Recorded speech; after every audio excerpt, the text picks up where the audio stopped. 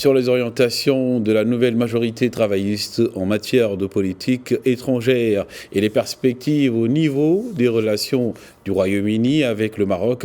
Écoutons l'analyse de Zakaria Boudahab, professeur en relations internationales à l'université Mohamed V de Rabat.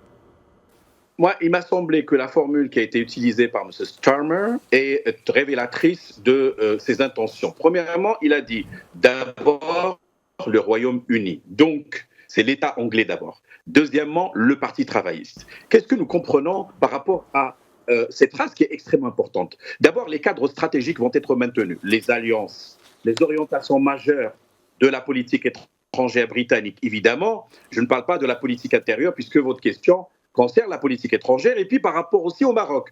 On va dire une chose importante. Au contraire, moi je crois que les travaillistes iront encore approfondir la démarche de conclusion d'accords avec des pays traditionnellement alliés ou proches du Royaume-Uni, y compris le Royaume du Maroc, parce que nous avons un accord d'association qui a été conclu en 2019 et que nous avons évidemment définitivement acté en 2021, c'est-à-dire il entre en vigueur.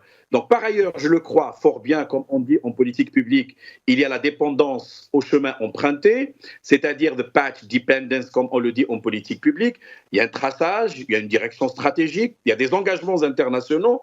Par ailleurs, oui, l'homme c'est le style et il n'y a de style que dans l'ordre et le mouvement. Il va imprimer, notamment avec ses collaborateurs. Pour le moment, le gouvernement n'est pas encore constitué, pour que, évidemment, le Parti travailliste puisse imprimer et donner un peu plus de contenu travailliste à sa politique étrangère, avec peut-être donner le primat à des considérations, je le crois, relatives aux droits de l'homme, à la question de la régulation des flux migratoires, etc. Mais de toutes les manières, je le crois fort bien, stratégiquement parlant, le Royaume-Uni ne sortira pas de la trajectoire historique de ce pays-là, qui est membre permanent au niveau du Conseil de sécurité, des liens traditionnels avec beaucoup de pays, y compris bien entendu le Royaume du Maroc.